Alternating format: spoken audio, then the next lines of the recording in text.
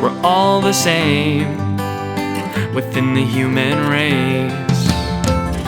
Speak with love and act with grace.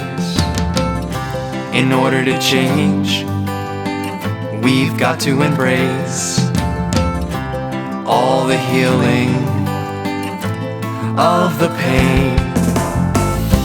Times are hard, but I get through with my faith, and that's the truth. Times are hard, but I get through with my faith, and that's the truth. I know that I can change the world, so I won't wait for the world to change. I know that I can change the world, so I won't wait for the world to change. No, I won't wait. I'll be great, and I won't wait. No, I won't wait. I'll be great, and I'll rise up. I'll rise up. I don't care, even if I fall, I'll stand tall through it all. I don't care, I won't give up. I'll rise up. I'll rise up. I don't care, even if I fall, I'll stand tall through it all. I don't care, I won't give up. I'll rise up.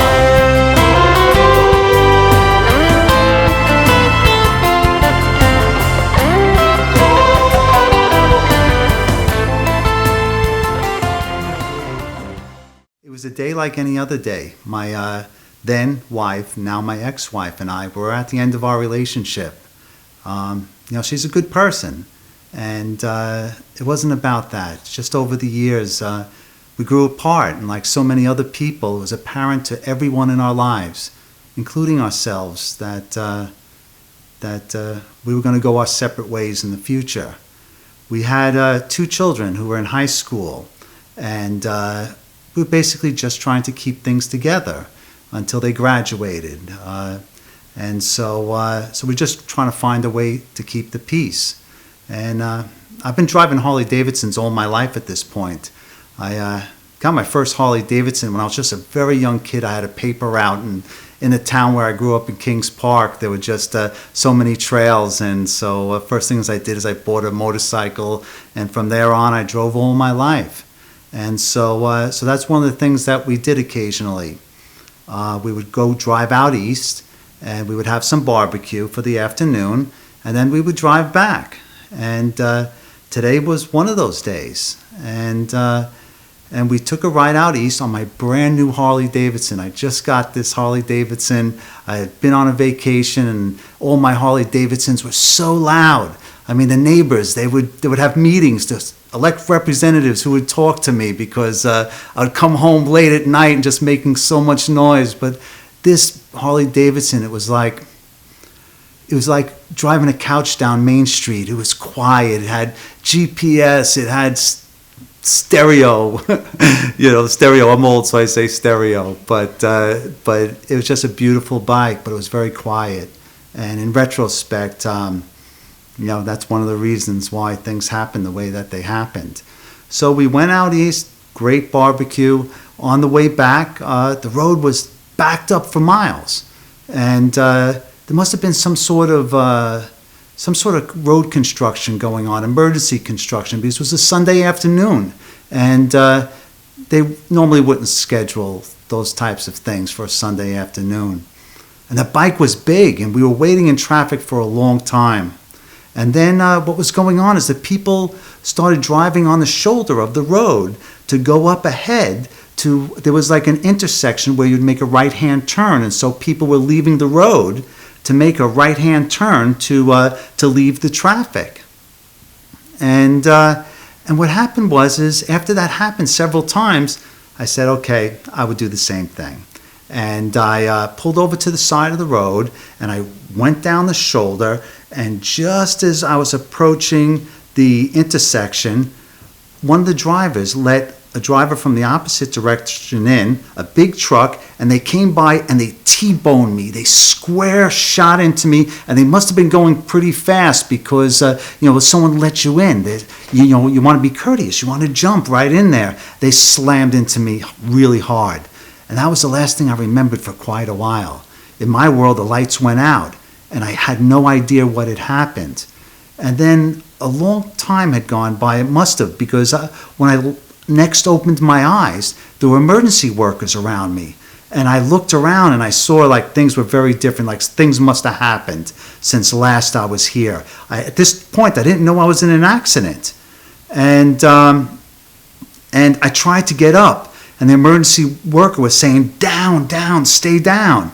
And I've just been driving motorcycles all my life, dirt bikes. I've fallen down 1,000 times, and one of the things they always say is, get up right away. And so I went to get up, and the emergency worker was saying, no, stay down.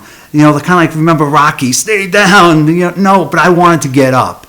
And so as soon as I started to get up, I felt this immense pain in my hip. And my skin was still there, but my bone wasn't connected anymore. And I felt the sharp jag of the bone sticking into my muscles. And I just laid back in excruciating pain. And I remember looking up and like realizing that life was never going to be the same again. I just felt it. It was that feeling. It was just, I knew it. And then I went out. And then the next things I remember, I was rising above the scene. And I was looking down, and I saw the accident. I saw the motorcycle all over the place. I saw all the emergency workers. I saw the very long lines of cars in both directions. And I just kept on rising up towards the clouds. And I kept on going up and up and up. And just as I thought something was going to happen, I started seeing the ground get closer and closer and closer again. And I saw a big round circle on the ground.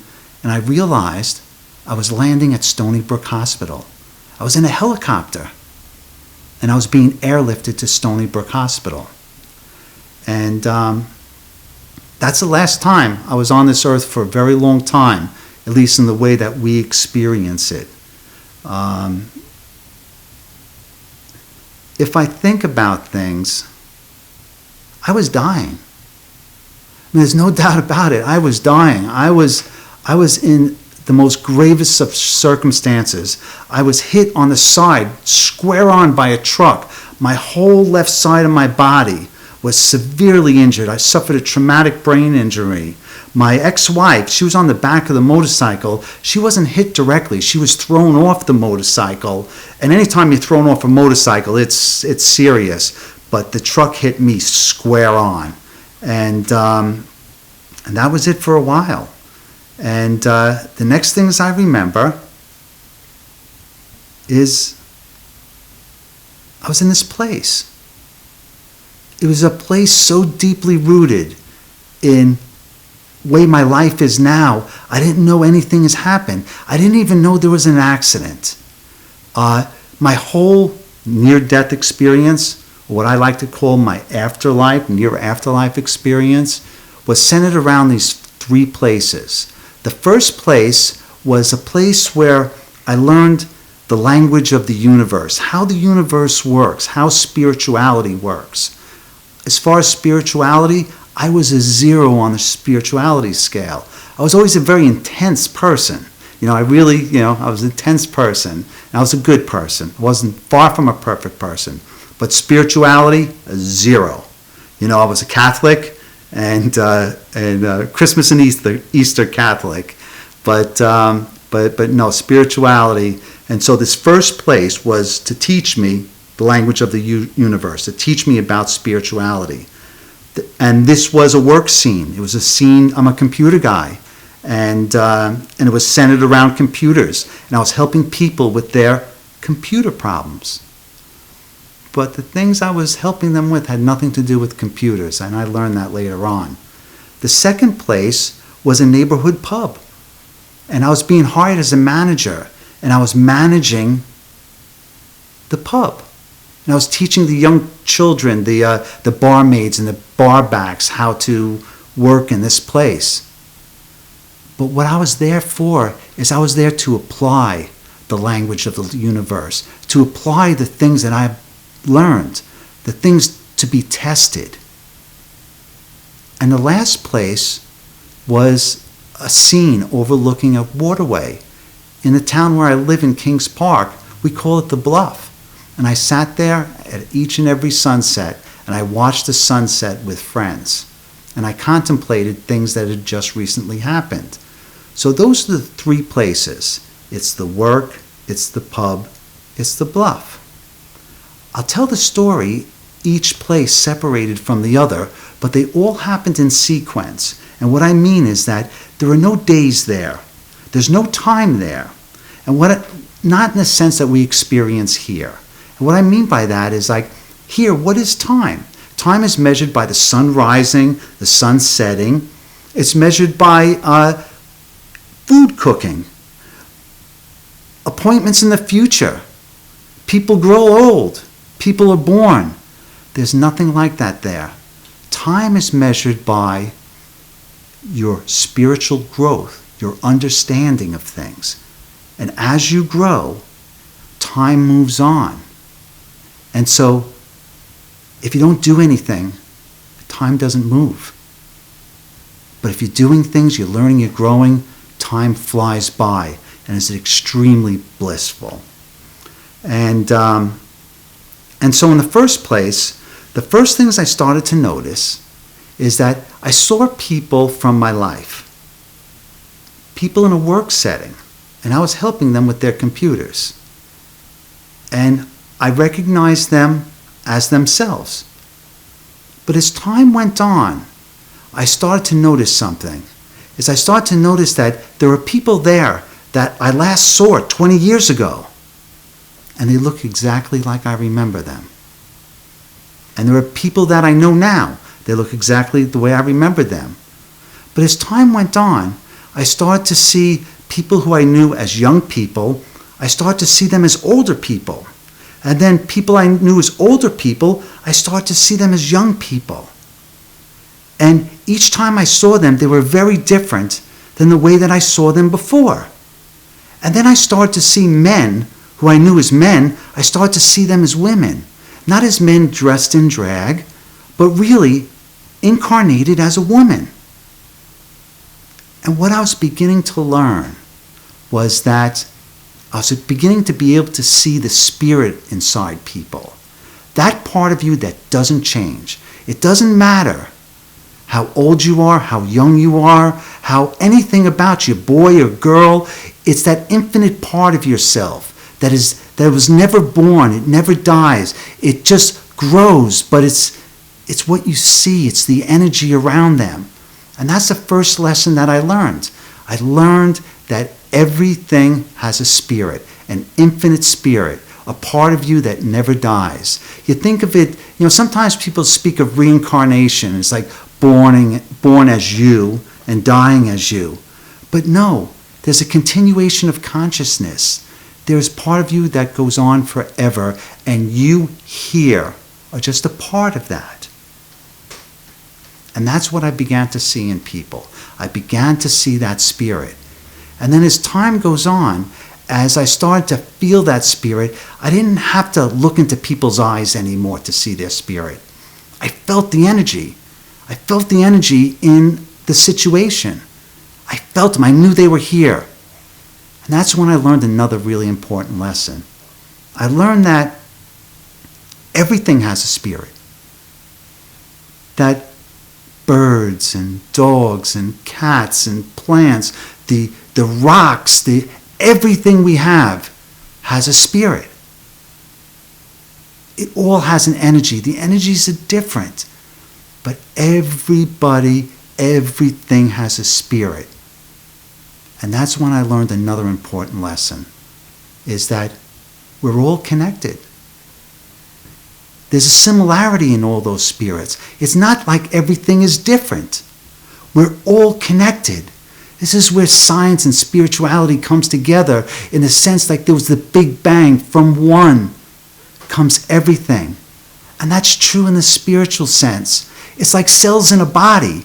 Like each cell has its own life. It has its own desire to live and to grow, to reproduce, to seek out food and to just to live. But all of those cells together make up you. And you have a consciousness that is beyond those cells. Those cells may not know of your consciousness, or at least not in the sense that you know it. And that's what I learned, is that all of our spirits, we are together as one, and we create a consciousness. And that consciousness is the Creator. The Creator and the creation are one. Not different, not two. Everything you see, like we learned in religion, is like, God is everywhere.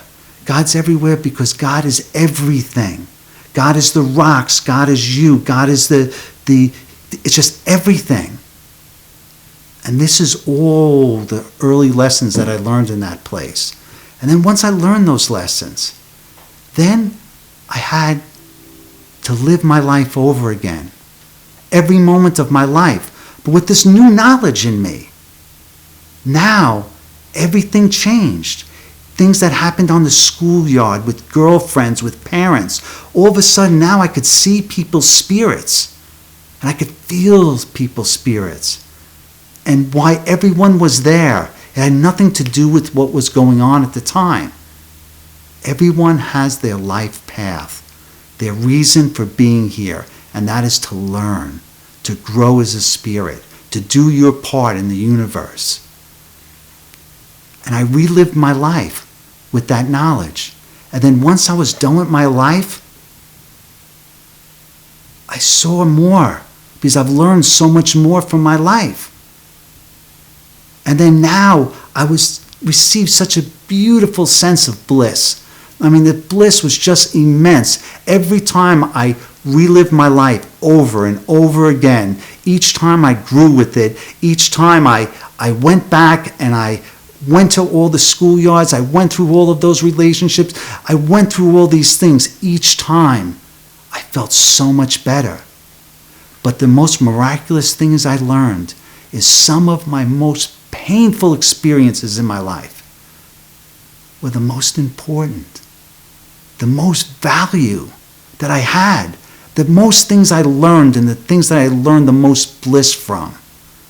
It really was. And from that, as I learned that I can't have hate or animosity towards anyone who brought me these bad times.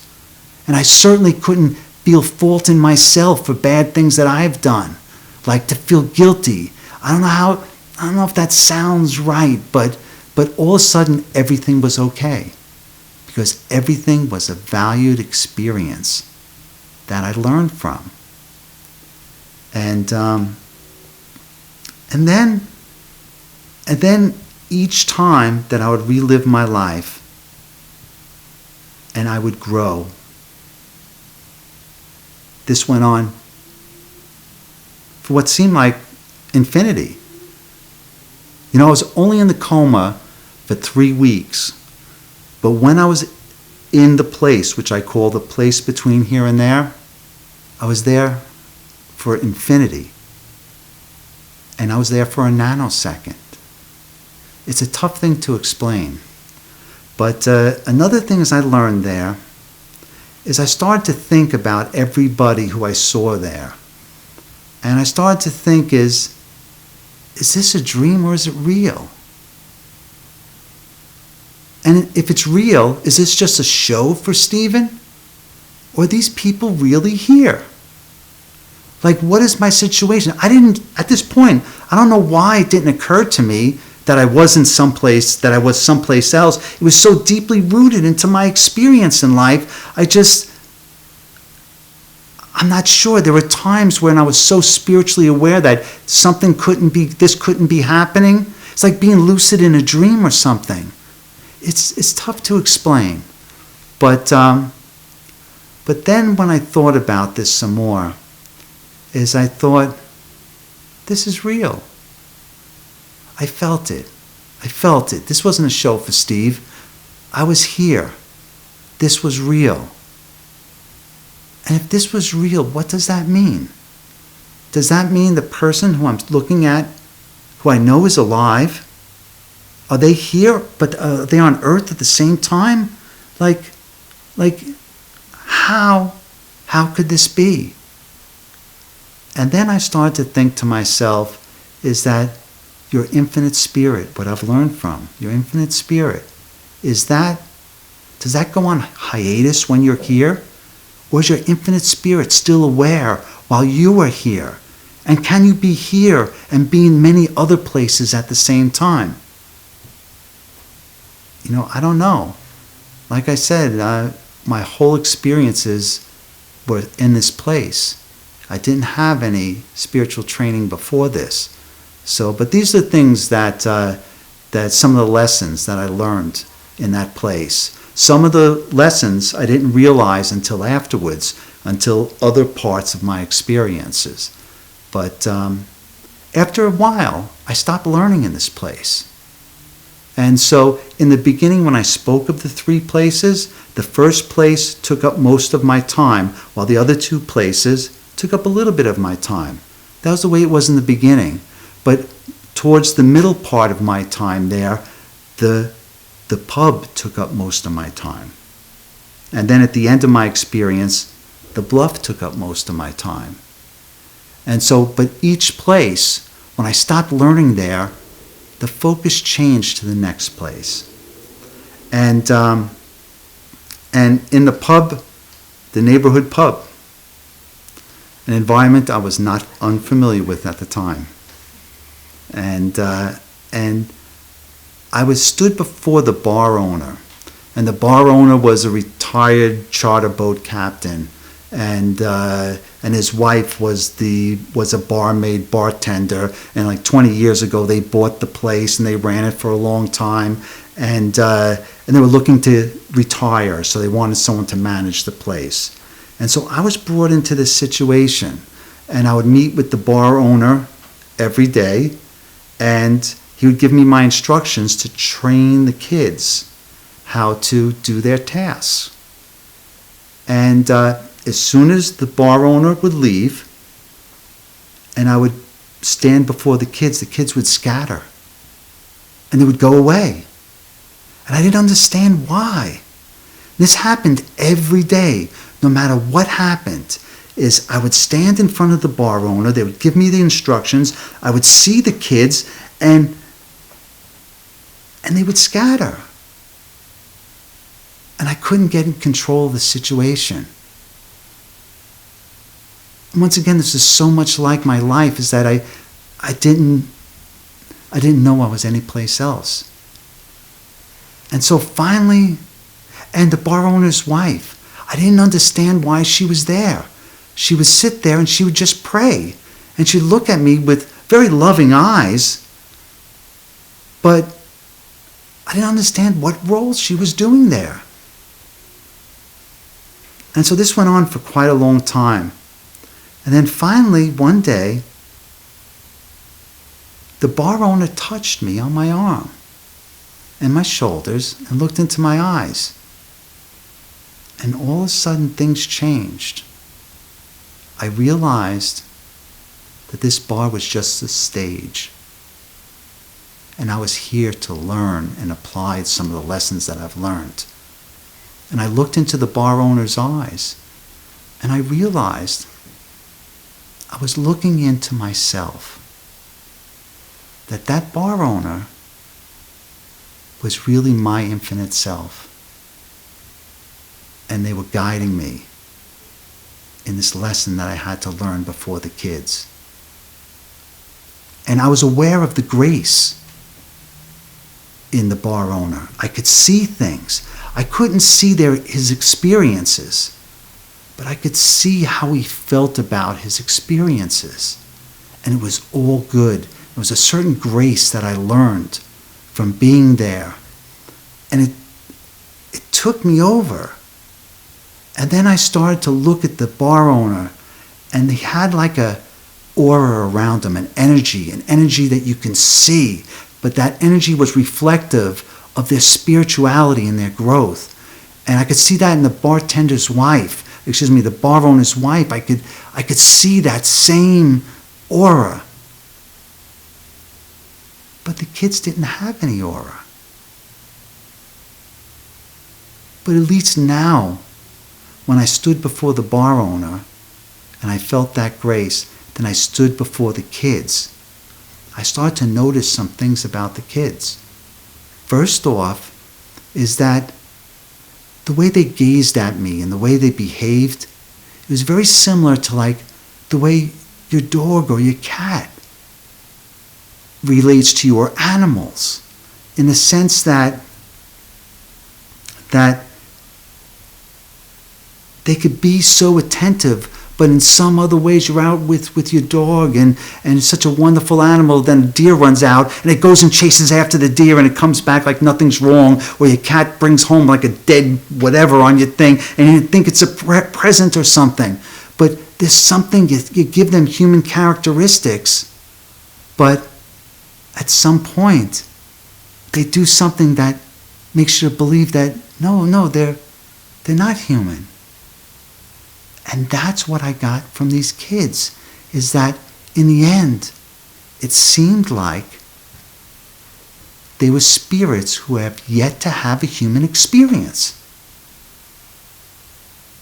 And I should have saw that, because that's part of the test, is that from the other place I learned to see energy, I learned to see the spirit and everything, but as soon as I saw the kids, I couldn't see this. It wasn't until I made that connection that now I could see these kids, that I was there to prepare them for a human experience. And so I would stand before the bar owner, and then I would stand before the kids. And I could see in the same way that I learned from the bar owner, just by being in his grace, that the kids learn from me in that same way, that they can't see, like read my mind and my experiences, but they can feel the grace and find the path themselves in their own ways. And those were some very important lessons. I learned there is that everyone is a guru and everyone's a yogi. Everyone's a teacher, everyone's a student. And so you learn, you show. It's all part of the circle of life of things. We're all teachers and we're all students. And another thing I learned is that the teacher inside of you, nobody said, Stevie, you had to learn this, you had to do this. It's by seeing things and experiencing them. My inner teacher within me, that's what gave me this knowledge and this wisdom on how to apply it. And then finally, as I learned that perhaps when the spirit is forever, perhaps it's not the spirit as in the highest form. Like spirits grow like people. And so maybe those kids, their next incarnation was going to be a human incarnation. And so perhaps when we first come into spirit form, that they were not in spirit form like in the human sense. Like perhaps we may be an animal, and then we're humans, and then it's all different types of levels that we learn and grow, and that spirit develops. Some of my most beautiful experiences were with those kids. I don't know how to put it into words, but in so many ways, like I learned so much and I felt so much. It was kind of like raising your own kids. It's like, it's why people have children. It's part of the human incarnation. And I felt it with those children there. And it was just a beautiful, beautiful experience. But then after a while, I stopped learning things there, and I wasn't needed anymore.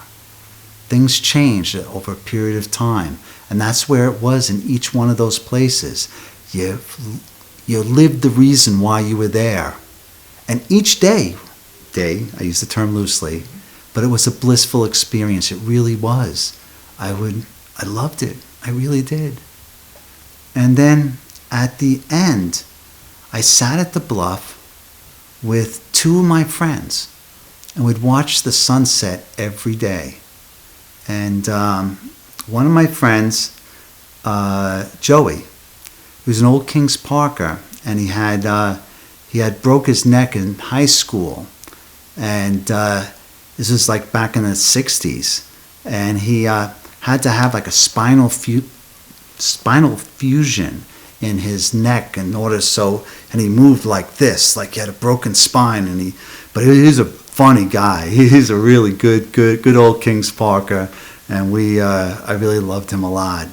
And then fellow John, he gave the readings in church in St. Joseph's, and when he talked, he was like the voice of God. He was like out of central casting, Anytime anyone passed, you have Johnny out there, and he would give the eulogy, and he was just such a great guy. And he suffered from diabetes, and he had a problem with his left leg,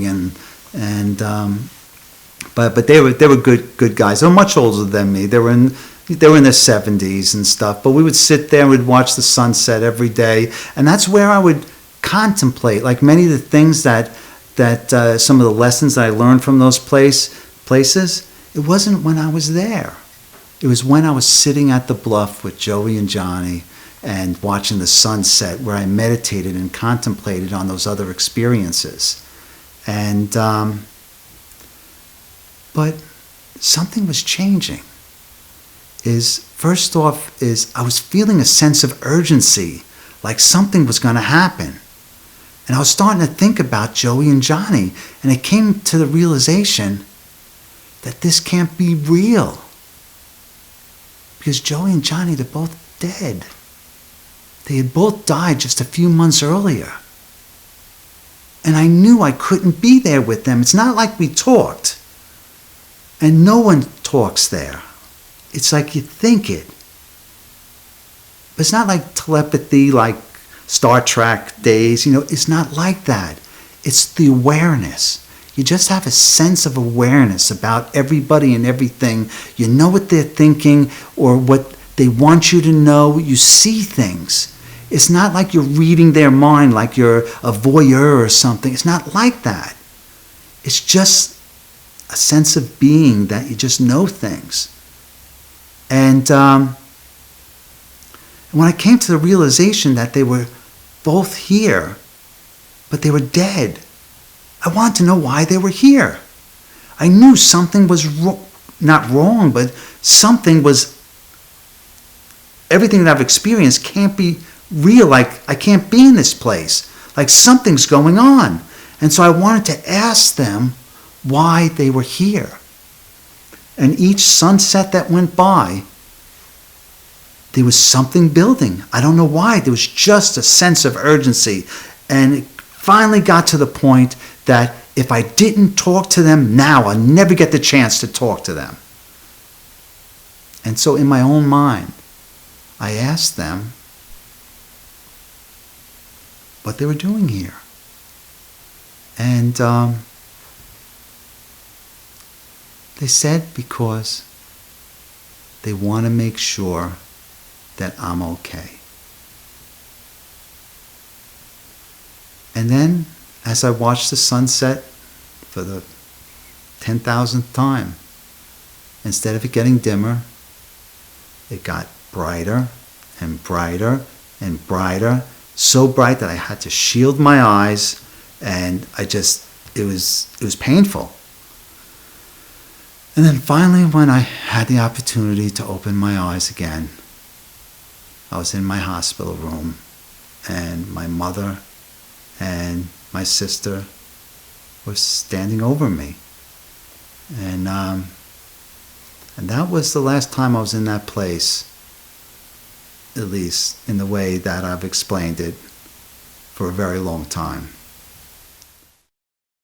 I was in my hospital room, and at first things I didn't think anything was wrong with me. One of the first things my mother said to me was that you've been in an accident, and you're going to be okay, but you've been in an accident, and you've been out for a while, and I still didn't remember the accident, but I was in a hospital, so I was starting to think like like maybe I got my bell rung and I felt fine, but I had tubes in me and I couldn't talk and I was tied down. And, but I was like, I want to get out of here. Like I didn't think anything, I felt fine. I just wanted to leave, and I thought like they were milking me for the insurance or something crazy like that. And I just wanted to get out, and that wasn't happening for a long time. And so I would sit in my hospital bed and I would think. And I would start to think about that place. And I start to think about the spirits. And the same way that I recognize like older people and younger people, I recognize the spirit. I recognized the bartender's wife. I knew who that was. It's so odd because that, now that I could see things in a certain way, some people who I was very close with, I realized I really wasn't that close with. And maybe some people who I knew just casually, now I saw their spirit and I really understood their role and things about them that I wanted to know so much more about. I saw people in a different light. But this bartender's wife, I knew exactly who that was. Because I could see the spirit. And I wanted to talk to them. I wanted to talk to them right away. I wanted to tell them that I knew stuff that I wanted to tell them. But I couldn't talk. I had these tubes in my mouth and I was tied down. And I just kept on thinking. I kept on saying, I tried to talk. I wanted to say phone. I wanted my phone because I wanted to contact this person. And the day came when they took the tube out of my mouth, and all of a sudden I could talk. Like I couldn't talk, but all I could say was phone. I just wanted phone. I wrote it on a piece of paper. I want my phone. It's kind of like E.T. Phone home, phone home. I just wanted my phone. I don't know why. I know why it was so important to me, but I just wanted to contact that person and let them know things. And even when after they took the tubes out, is that I was still tied down. And it's the first time I was ever tied down that I had my clothes on. It was an odd experience. And it was quite a battle just getting to that point, because I was on the respirator for so long, and they didn't want to take me off the respirator. And my other sister was a respiratory therapist, and she was very, very wise to the way hospitals work. And they wanted to insert a tracheal tube in my throat because I was intubated for so long on this breathing machine. And she was, no, you can't do that. And I know if she wasn't there for that, my life would have taken a very different turn, and I wouldn't be here explaining this story. I know things. If that would have happened, I would not be here. And I think that's why, like life paths are. She was a brilliant lady. She graduated a year early from high school. She only went to a short program, and she became a respiratory therapist. And it's not like her only reason for life was being there at that moment. But I'm just saying that if it wasn't for her there at that moment saying no, take him off the respirator, let him breathe on his own, things would have taken a different turn. And after they took me off the respirator, I just got lazy. You're on this medication for a long time, and you just get used to someone else breathing for you. And so after they unhooked me, I had the tubes out of me. I just phone. And then when I finally got my phone, I saw it wasn't my phone, but my contacts were there. And I saw my friend, who I knew it was, and I sent her a text. And that's my friend Kathy. First thing I did, I looked up on my phone. I saw the phone wasn't my phone, but had all my contacts.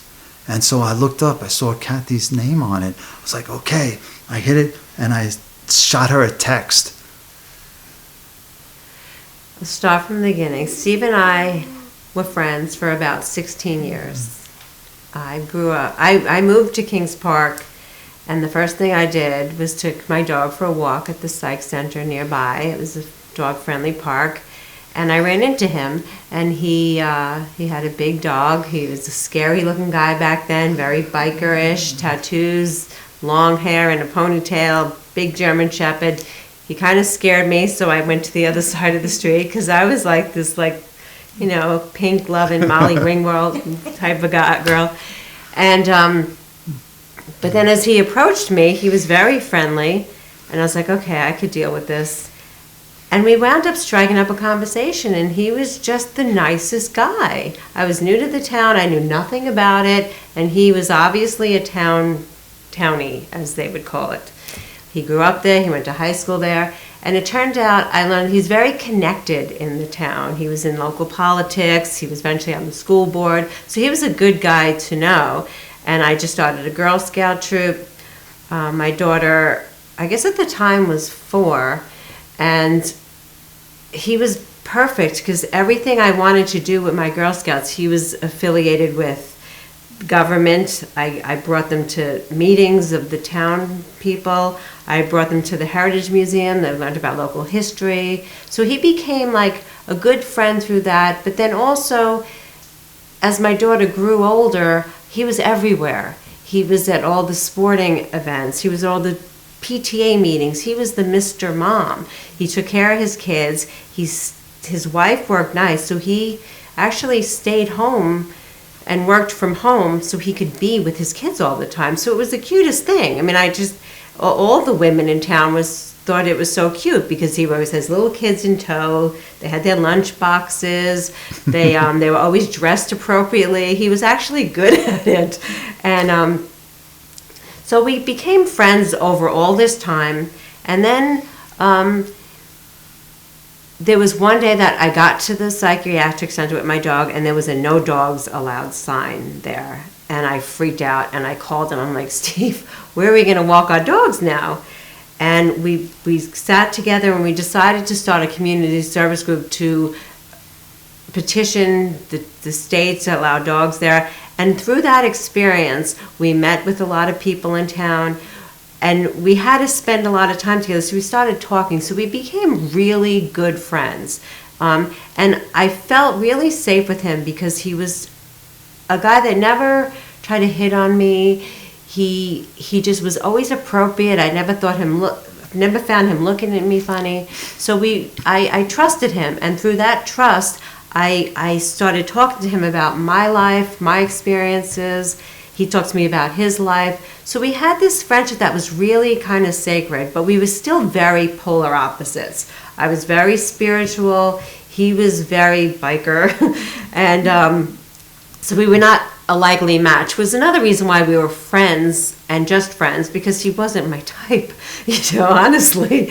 So when I found out that he was in the accident, his cousin called me, and she said, Kath, Steve has been in a motorcycle accident. We're not sure that he's going to make it. My heart sank because, at this point, he was a really good friend of mine. And I thought, how, and I knew how instrumental he was in the town also with his involvement with politics, with the schools. And so I knew, the whole town really needed him. So I couldn't go to the hospital. I wasn't next to kin. And I being a spiritual person and experiencing the loss of my mother and my brother suddenly and tragically, I always, from that moment on, found a connection to spirit.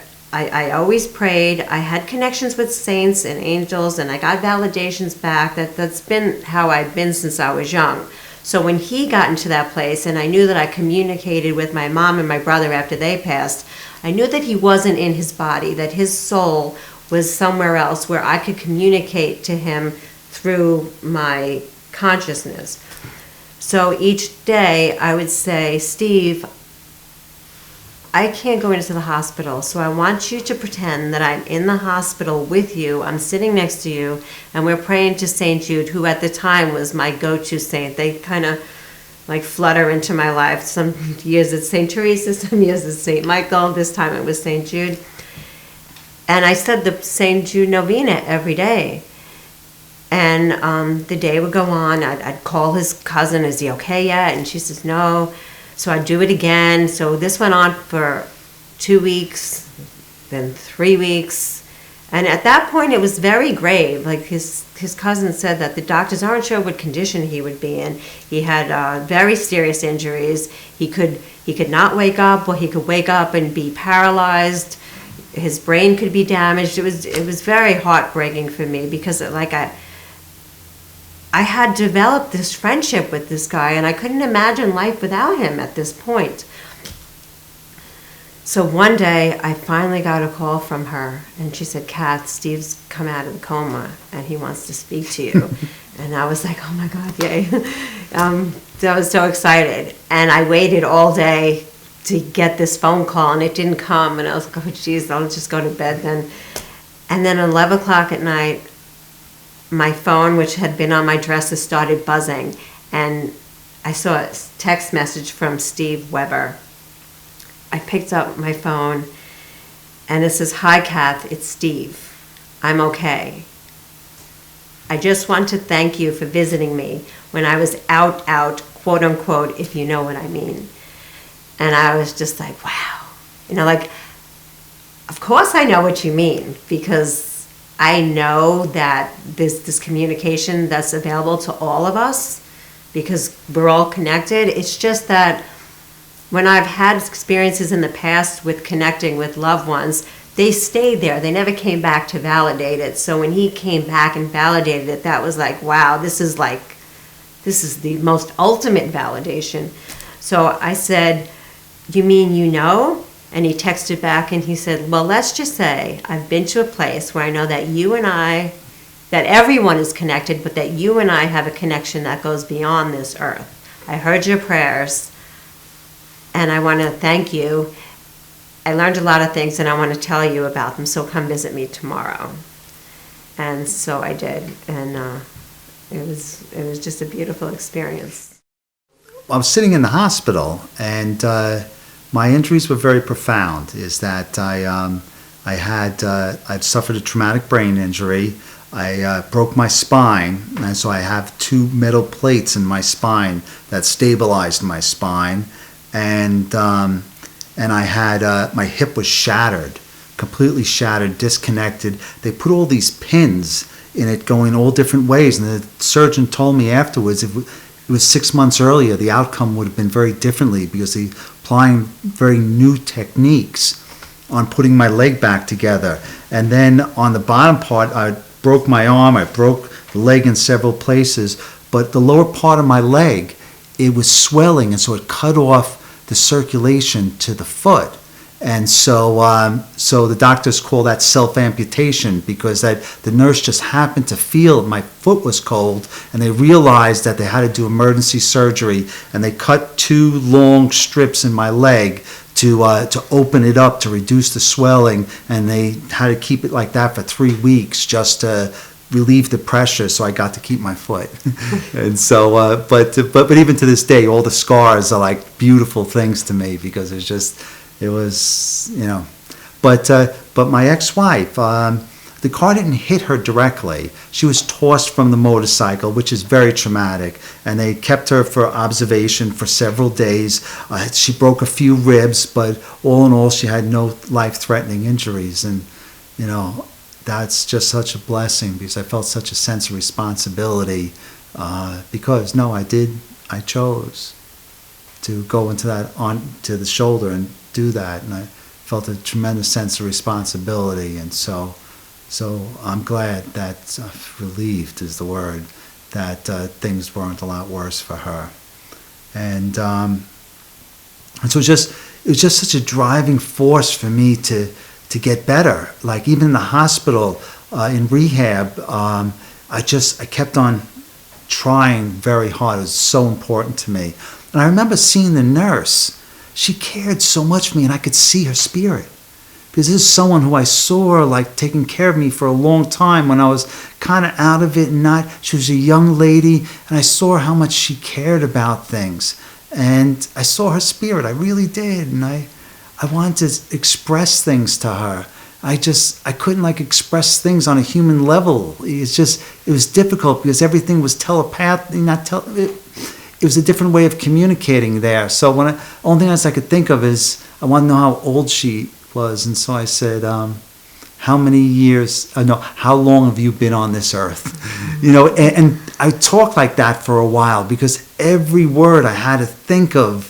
I had to think of the word. It's strange, but that went away quickly because as time went on, I became more grounded in what I was doing here, and I started to forget about the other place. I really did. Is that I was convinced it was just the drugs they gave me, to keep me sedated, or the painkillers. Is that, wow, that was a trippy experience, and that was, I got a 6-pack to go. It's like, I thought of it on that kind of terms because that's the type of person I was at that time, and I put so much effort into getting better. Like they would chase me around the hallways of the hospitals, telling me that I'm not supposed to be out of bed, and that was the first time that I thought about that place, because I started to think about Joey and Johnny and the sunsets together, and it was then I realized they weren't there to make sure that I was okay there. They were there to make sure I'm okay when I came back. They were my spirit guides through my rehabilitation. Because that Joey broke his neck. I had a broken neck. Johnny, he lost his life because he had an infection in his leg. I suffered such trauma in my leg. And that's why they were there. And that's what gave me the drive to get better. Is when I see the doctors now, they tell me I'm like a once-in-a-lifetime case, once-in-a-career case. Nobody gets better the way that I got better. But I just felt this inner strength, this deep desire to get better. And that's when I would call my friend Kathy, and she would come and go walking with me. Because that's how we started, being friends, is that we would walk the dogs together. And I had a lot of friends. So people would come over in my town. They made dinner for me for 2 months. Someone dropped off dinner every night. The people were just, and I read all the stuff posted online. They were just so, everyone. Some of the people who I battled with in politics that I was certain they hated me. They were first online. They were. Without exception, they were first online. And so it really taught you about a lot of things, and that really gave me the drive to get better and better. And Kathy and I, we'd go hiking, and we would go all over the place, and it was a very pleasurable experience. And I started to get better every day. I got better and better and better. And I was starting to feel, I went back to work 3 months early. I wanted to, no matter what, I just wanted to keep on going. And that's Joey and Johnny. It's not like they were saying things to me, but in the same way that you feel energy, I felt their energy. I felt it. And that gave me that drive to keep on going. And Kathy kicking me in the ass also helped. And so that's the way it was for a long time. And I really, with the exception of thinking about Johnny and keeping that to myself, because I really didn't share that with anybody. That's the way it went for a while, and I was really getting back to the swing of things. And then one day, my son, he's a 20-year-old kid, beautiful, beautiful soul. He was a star athlete, New York State champion wrestler. And he was a musician. He played the guitar like Jimi Hendrix. He played the saxophone like Dizzy Gillespie played the horn. He played Rachmaninoff on the piano. He was just like lights out on everything. He was a very intense guy. He really was. I found him dead in my basement from a drug overdose. it was such a shocking, it was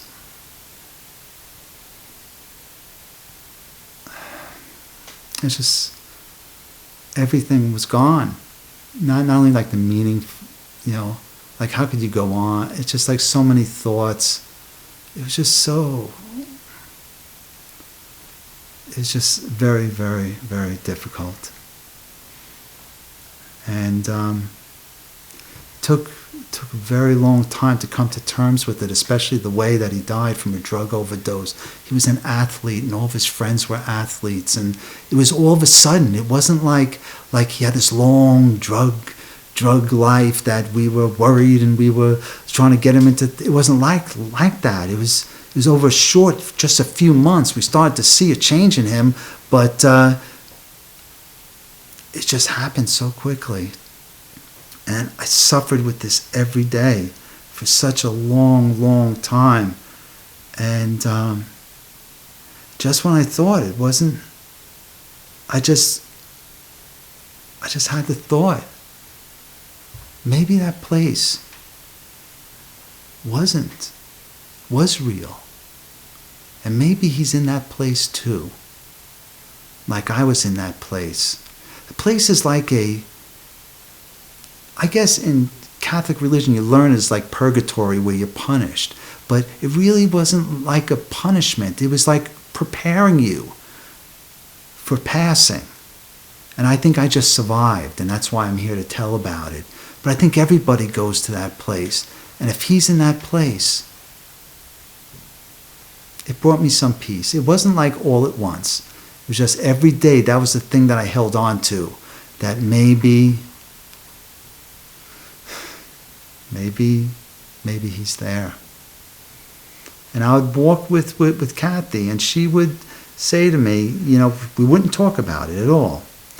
And then a long time had gone by. It was like 6, 7, 8, 9 months had gone by, and I was starting to really, I thought of it. Still the first thing I thought about every moment I woke up, the last thing I thought about before I go to sleep. It was a thing I thought about every moment of every day. Why this? I could have done this better. What? And I thought about all the weddings and grandchildren I would miss out on. And it was just like overwhelming. But then every once in a while, the thought about that other place would creep in. And Kathy would walk with me. She wouldn't say a word. If I said something, she would talk to me a little bit. But then one day she said to me, "Do you ever try to communicate with Nick?" I thought to myself, this lady's out of her mind. No, I was like, who is this person? This is a person who I've really begun to lean on, because my wife and I were going through a divorce. And I'd learned at that same time, Kathy was going through the same experience. And, but, like, what? And so, but I kind of learned Kathy by now. I was like, no, Kathy, no, I haven't talked to him. She said, well, you really should try. I was like, okay, fine.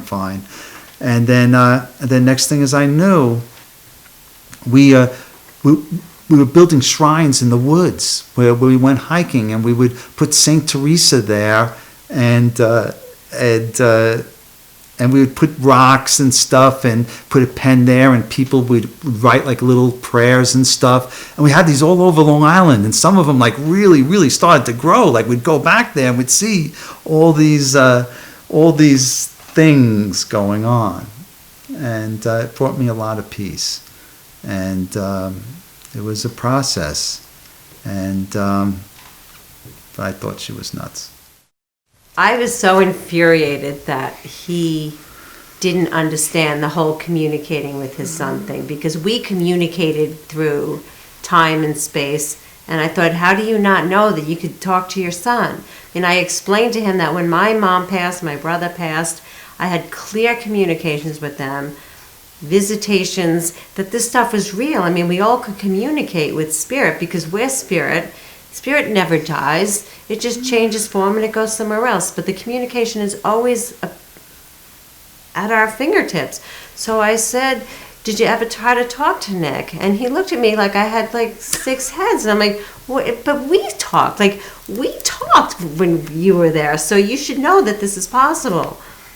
And he just didn't get it. And it was just maddening. And it wasn't until the anniversary of his son's death rolled along. And everywhere we went, there were roses on the floor. Roses on a bench, roses at the lighthouse, everywhere we went. And I said, Steve, there's something going on here. I said, roses are popping up all week long. And he's like, oh, I mean, people leave roses behind. They get married, they take wedding pictures. I'm like, no, they don't. They don't do it for 7 days in a row. They might do it one day. But I said, this is a pattern. And the last time anything like that happened to me was my brother passed. And I got silver hearts everywhere I went for a whole week. I said, there is something to this. And he didn't believe me. And then one day, his cousin Lisa goes to a psychic. And the psychic, she went there to communicate with her grandmother. But when she sat down, the psychic said, there's a Nick here. Do you take this name? And she was like, wow, yeah. I mean, that's my nephew. Like, it turns out that her son and Nick were really good friends, even though they were related.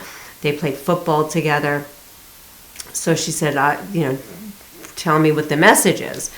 So the psychic said to her, Nick is writing on a wall 1, 2, 2, 3, 5, 6. He's circling the 1, 2, he's circling the 2, 3, and the 5, 6. Does that mean anything to you? And she says, yes, 2, 3, 5, 6.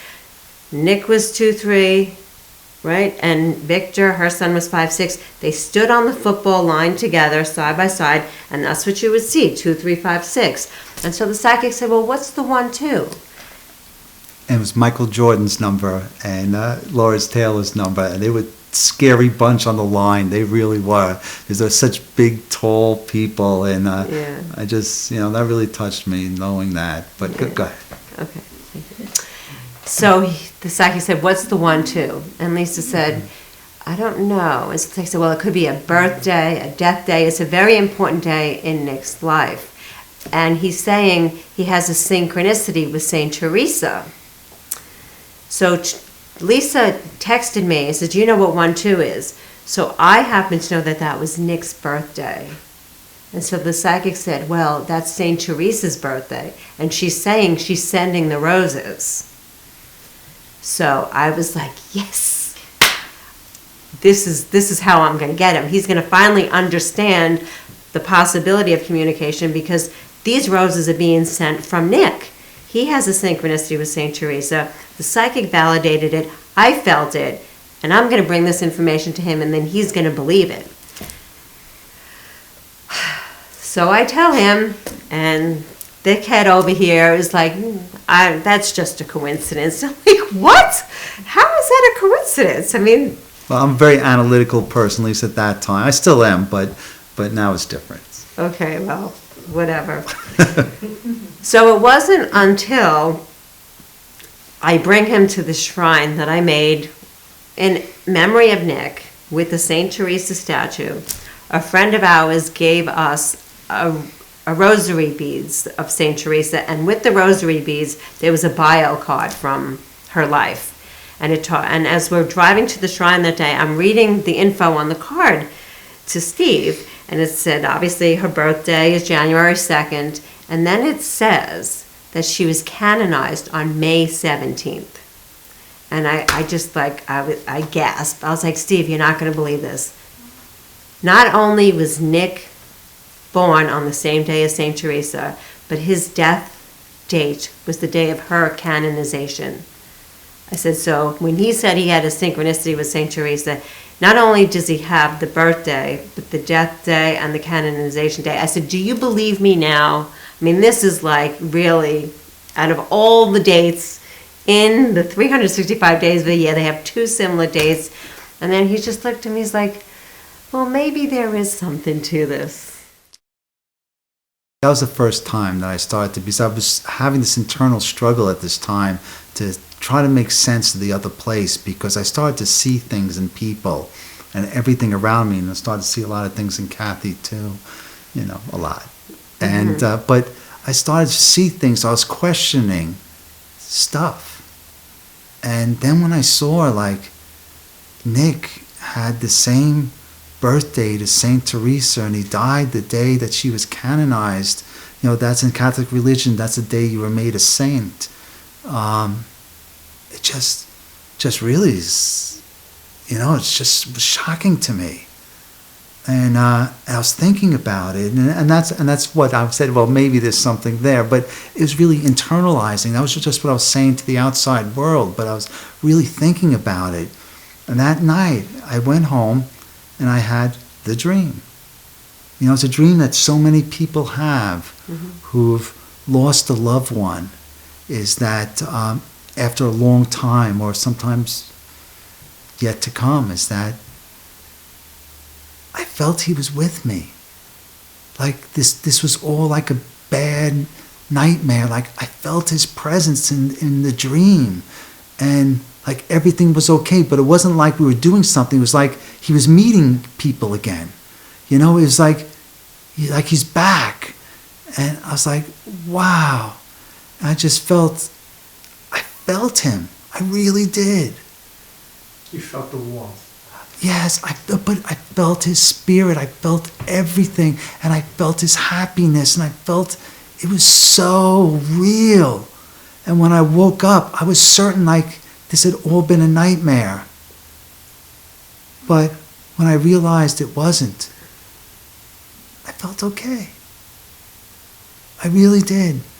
I felt okay. Like all of a sudden, I'm not saying all the grief went away in just one moment, but it was okay. He was in that other place. And I think he went, there was a door that the spirit, the owner spirit who was there, they stood in front of that I couldn't, no one said anything, but I knew I couldn't walk through that. And they left through that door every day. I think he walked through that door that time. And that he was going on to his eternity. And that was good. And he was happy, and I felt that. And so next morning, I got Kathy, and I said, and I thought to myself, like this, I got to do something. I didn't know what to do. And I remembered seeing the spirit in people, like strangers. And I remember seeing the yogis in India. And I would see their spirit. And I was like, they're people who are in touch with that. I want to learn more. I want to get closer to these people. This is something real. I'm a computer guy, but this is real too. And so I called up Kathy and I said, I want to do yoga. I want to do spiritual yoga.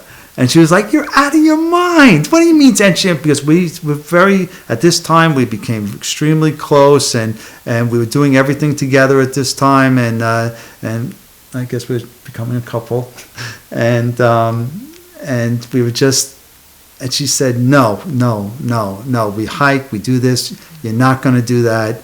And I said, okay, I'm going to go and I'll find a yoga place, and I'll go without you, and I'll tell you how I made out.